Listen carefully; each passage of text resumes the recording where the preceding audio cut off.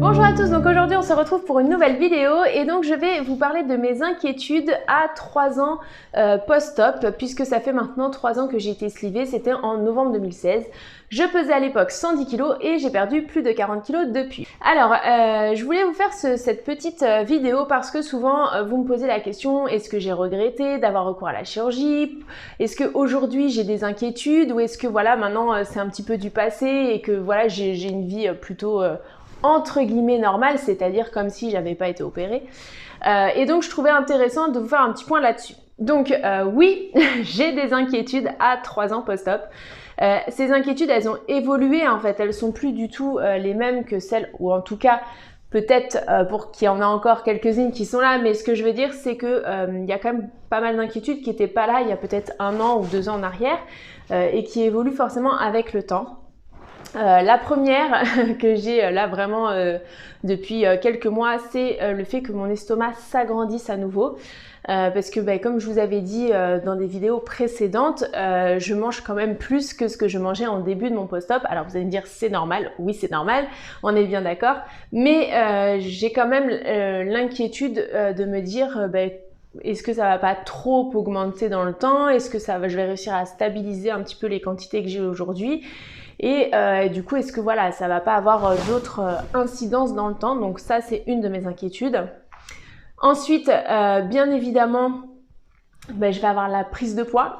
Ça, ça, j'ai envie de dire que je l'ai toujours eu et que je l'ai encore. Hein. Ça n'a pas changé. Bien évidemment que j'ai peur de reprendre du poids, puisque ça va aussi avec la taille de l'estomac. Forcément, on mange un peu plus.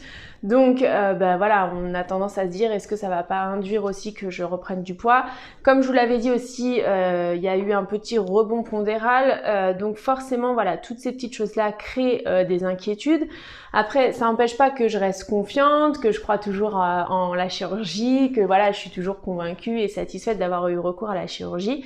Mais ça reste des sources d'inquiétude, c'est-à-dire que dans ma tête, je me dis pas ouais, ça y est, j'ai eu recours à la chirurgie, j'ai atteint ce poids et hop, je suis tranquille. Maintenant, c'est de l'histoire ancienne. Non, non, pas du tout.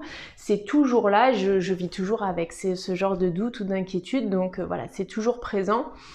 Après, sur les autres inquiétudes que je pourrais avoir, c'est plus maintenant me poser des questions. Est-ce que sur le long terme, je vais pas avoir certaines complications? On entend parfois parler par exemple de reflux, de petites choses comme ça, pas forcément agréables à vivre au quotidien, etc. Donc des fois je me dis mince, est-ce que le confort que j'ai aujourd'hui, parce que clairement c'est très confortable, je veux dire comme je vous le disais, j'ai pas de mots au quotidien qui me sont vraiment pénibles. Est-ce que dans l'avenir ça restera comme ça? Ou est-ce que y a peut-être des choses encore inattendues qui vont arriver et qui pour le coup pourraient être moins confortables? Donc ça c'est quand même quelque chose que j'ai toujours un peu en inquiétude dans ma tête. Mais bon voilà, ça reste récent. Avant je me posais pas ce genre de questions, c'est vrai que maintenant un peu plus.